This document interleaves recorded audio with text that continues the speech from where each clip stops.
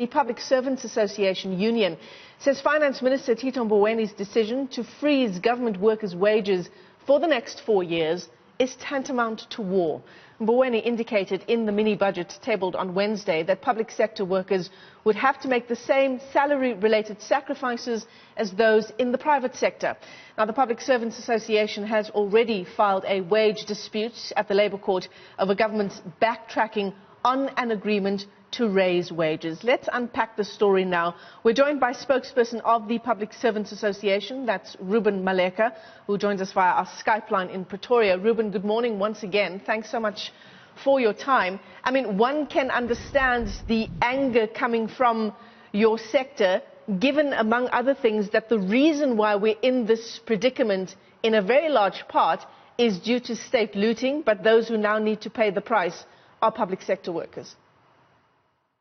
Yeah, thank you very much, Michelle. First of all, let me raise our concern to say that we are very disappointed in the manner in which the Minister of Finance went into Parliament, made pronouncement on issues that pertains to collective bargaining, and without even the involvement of the Minister for Public Service Administration. And that shows his intention to undermine the collective bargaining structures and even collective bargaining agreements that are in place. Yes, of course, we have a court matter that is proceeding on the 2nd of December. And come 2nd of December, if he's still not intending to make budget provision, hard luck, tough luck for him, because if the judgment will be in our favor, and we'll ensure that he has to implement that resolution. I mean, Reuben, if we look at the flip side of the coin, we know that all of us are having to make sacrifices in terms of, companies' budgets being slashed. People are not getting wage increases for a number of years now already, and now also going into the future.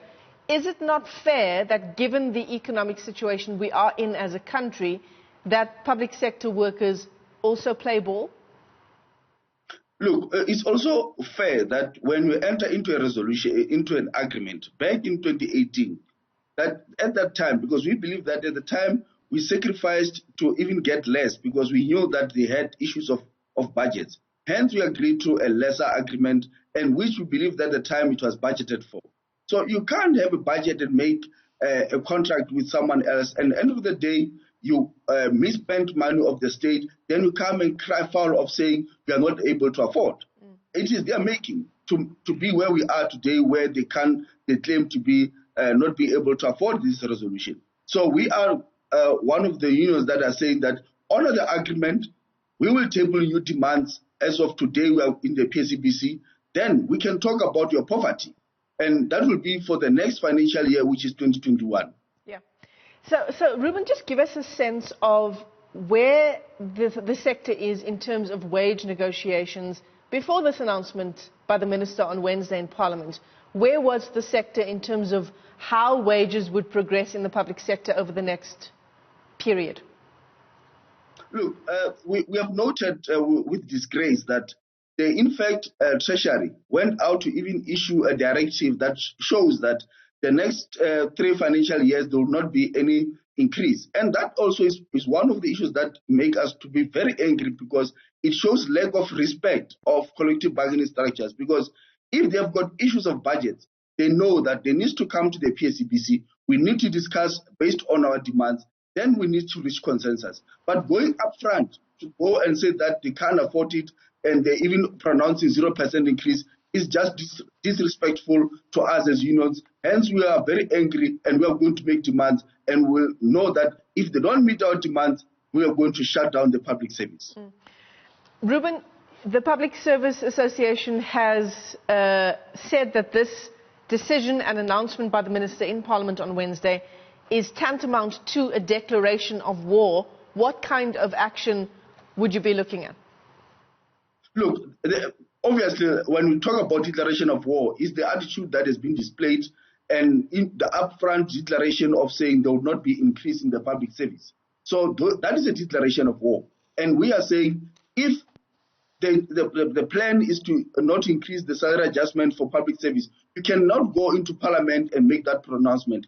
They know that they need to come to the PSCBC. We have discussion over our demands. Then we can be able to say whether we meet along the way or not. Then, but if this is the case, That is war, because obviously it means that going to negotiations, we are going to get a 0% increase, which we are not going to accept.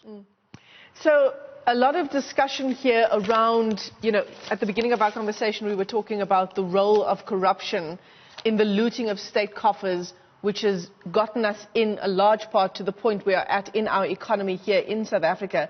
Discussion now about unions also taking responsibility for the country's corruption, with allegations that it happened at the hands of some of your own members. What is your response to that?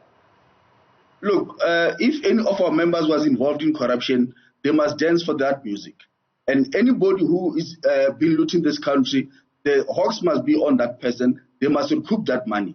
We are not going to say we are going to cover any member that has been involved in any maladministration or corruption. We are saying whoever has been involved, the authorities must be on that person. The money must be recouped. We need that money as the government. So the PSA also saying that unions will be meeting, in fact, today to discuss, a proper way forward, a united way forward.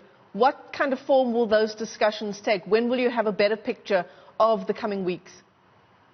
Definitely by close of business today, we would know exactly where we're going. We are going to consultate demands, and we're going to agree on a way forward. And one of it is to table demands, which we expect government to respond positively. Reuben Maleka, thanks very much for your time this morning on the AM Report. He is spokesperson of the Public Servants Association, as we continue to unpack that story around Tito Mboweni, the Finance Minister's decision to freeze government workers' wages over the next 4 years.